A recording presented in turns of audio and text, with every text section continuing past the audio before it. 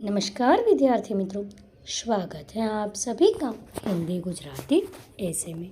आज हम लिखेंगे अल्बर्ट आइंस्टाइन पर हिंदी निबंध। तो चलिए लिखते हैं। प्रस्तावना। आइंस्टाइन वह नाम है जो विलक्षण प्रतिभा का पर्याय बन चुका है। भौतिक विज्ञान में उनके योगदान को देखते हुए उन्हें the greatest physicist of all time की संज्ञा दी गई। उन्होंने टाइम पत्रिका के एक सर्वेक्षण में शताब्दी का व्यक्तित्व के रूप में सर्वाधिक मत प्राप्त किए तथा टाइम पत्रिका ने वर्ष 1999 में उन्हें शताब्दी पुरुष घोषित किया। सारी दुनिया उनके तेज दिमाग का लोहा मानती थी, इसीलिए जब उनकी मृत्यु हुई तो उनके शव परीक्षण करने वाले डॉक्टर ने उनकी तेज बुद्धि का रहस्य जानने के लिए उनके मस्तिष्क की जांच की थी। अल्बर्ट आइंस्टाइन को सर्वकालिक महानतम वैज्ञानिक माना जाता है। उन्हें मॉडर्न फिजिक्स का पितामह कहा जाता है। जीवन परिचय एवं शिक्षा। अल्बर्ट आइंस्टाइन का जन्म जर्मनी के गुटेनबर्ग के उलम में 14 मार्च 1879 को एक यहूदी परिवार में हुआ था। उनके जन्म के 6 सप्ताह बाद ही उनका परिवार म्यूनिख चला गया, जहां उनके पिता और चाचा ने इलेक्ट्रो टेक्निशियन फैब्रिक जे.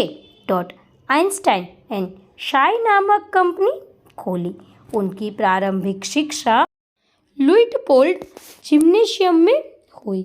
उसके बाद वे इटली और कुछ समय बाद ही स्विट्जरलैंड चले गए। 1896 ईस्वी सन में उन्होंने ज्यूरिख के स्विस फेडरल पॉलिटेक्निक स्कूल में प्रवेश लिया। वर्ष 1901 में उन्होंने वहां से डिप्लोमा प्राप्त करने के बाद स्विट्जरलैंड की नागरिकता प्राप्त की।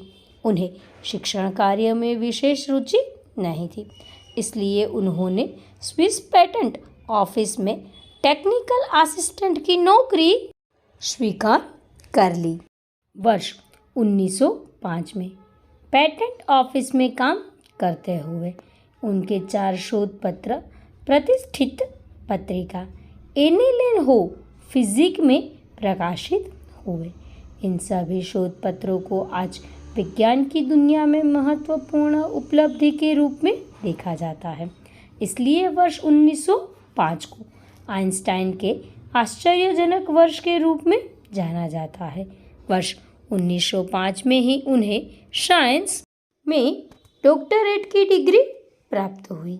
सापेक्षिकता के सिद्धांत के संदर्भ में उन्होंने प्रस्ताव दिया कि अंतरिक्ष और समय को एक रूप में स्पेस टाइम में संयुक्त कर देना चाहिए। इस सिद्धांत में उन्होंने बताया कि सभी प्रेक्षकों के लिए निर्वात में प्रकाश की गति एक ही होती है, जिसका परिणाम यह होता है कि 2 घटना जो एक विशेष पर्यवेक्षक को समकालिक प्रतीत होती है, वे ही घटना दूसरे पर्यवेक्षक को समकालिक प्रतीत नहीं होती है। 10 वर्ष तक आइंस्टाइन ने सापेक्षिकता के सामान्य सिद्धांत पर कार्य किया, जो बताता है कि स्पेस टाइम और गुरुत्व ग्रेविटी एक दूसरे को कैसे प्रभावित करते हैं। गुरुत्व को स्पेस टाइम में क्रियाशील क्षेत्र बल के रूप में देखने के स्थान पर आइंस्टाइन ने सुझाव दिया कि वह स्वयं की ज्यामितीय संरचना को परिवर्तित करता है।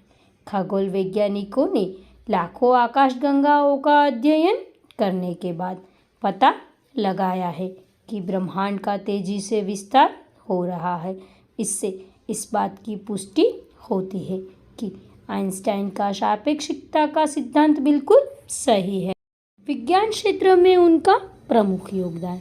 वर्ष 1905 में उनके शोध पत्रों के प्रकाशित होने के बाद उनकी ख्याति फैल गई और वर्ष 1908 में उन्हें बर्न में प्रिवडोजेट में प्रोफेसर के रूप में नियुक्ति का आमंत्रण मिला, जिसे उन्होंने सहर्ष स्वीकार कर लिया। वर्ष 1914 में वे कैंसर बेलहैम फिजिक्स इंस्टीट्यूट के निर्देशक एवं यूनिवर्सिटी ऑफ बर्लिन के प्रोफेसर नियुक्त हो गए। वर्ष 19 14 में ही उन्होंने जर्मनी की नागरिकता प्राप्त की और वर्ष 1933 तक जर्मनी में ही रहे। जर्मनी में उस समय हिटलर द्वारा यहूदियों पर हो रहे अमानुषिक अत्याचारों को देखते हुए वर्ष 1933 में वे जर्मनी छोड़कर अमेरिका चले गए। वहाँ वे प्रिंसटन सैद्धांतिक भौतिकी के प्रोफेसर के पद पर नियुक्त हुए। वर्ष 1940 में उन्होंने अमेरिका की नागरिकता प्राप्त कर अमेरिका में उन्होंने प्रोफेसर के रूप में वर्ष 1945 तक कार्य किया।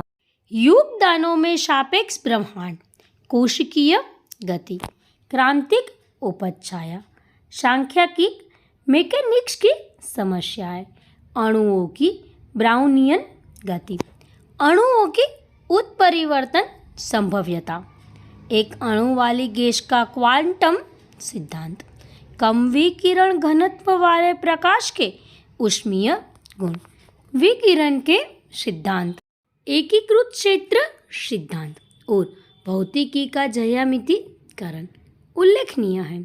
उन्होंने 50 से अधिक शोध पत्र और विज्ञान की कई पुस्तकें लिखी। द्वितीय विश्व युद्ध के बाद इज़राइल ने उन्हें राष्ट्रपति के पद का प्रस्ताव दिया, किंतु उन्होंने इसे विनम्रतापूर्वक अस्वीकार कर दिया और यरूशलेम के हिब्रू विश्वविद्यालय की स्थापना में डॉक्टर चेम विएचमैन का साथ दिया। अपने वैज्ञानिक शोध कार्यों के शुरुआती दिनों में उन्होंने न्यूटन के सिद्धांतों की अपर्याप्तता को उजागर कर सापेक्षिकता के सिद्धांत का प्रतिपादन किया था। आइंस्टाइन के योगदानों को देखते हुए उन्हें सैद्धांतिक भौतिकी, विशेषकर प्रकाश विद्युत प्रभाव की खोज के लिए वर्ष 1921 में भौतिकी के नोबेल पुरस्कार से सम्मानित किया गया। फ्रैंकलिन इंस्टीट्यूट ने उन्हें वर्ष 1936 में फ्रैंकलिन मेडल देकर सम्मानित किया। उनके प्रसिद्ध सापेक्षिकता के सिद्धांत की खोज के 200 वर्ष पूरे होने पर international union of pure and applied physics ने वर्ष 2005 में उन्हें world year of the physics घोषित किया। अमेरिकी डाक सेवा ने उनके नाम से डाक टिकटों की एक श्रृंखला जारी की। उनके नाम पर देश विदेशों में अनेक पुरस्कारों की स्थापना की गई है। 17 अप्रैल 1955 को 76 वर्ष की अवस्था में मोजार्ट के वायलिन संगीत से प्रभावित होने वाले अल्बर्ट आइंस्टाइन के निधन के साथ ही विज्ञान जगत ने एक महान वैज्ञानिक को खो दिया। उनकी खोजों को आधार बनाकर ही परमाणु बम का विकास किया गया था। वर्ष 1945 में जापान के हिरोशिमा एवं नागासाकी पर परमाणु बम के दुरुपयोग से उन्हें बहुत दुख पहुंचा था। न केवल एक महान वैज्ञानिक बल्कि एक महामानव भी थे। उनकी कमी विश्व को सदैव रहेगी। उनका जीवन वैज्ञानिकों के लिए ही नहीं, आम लोगों के लिए भी प्रेरणा का अति दुर्लभ स्रोत है। आने वाली पीढ़ियाँ उनके जीवन से प्रेरणा लेती रहेगी। वीडियो को अंत तक देखने के लिए आप सबका बहुत बहुत धन्यवाद। अगर आप सभी को ये वीडियो पसंद आई हो तो इसे लाइक करके शेयर करना और चैनल को सब्सक्राइब करना ना भूलें।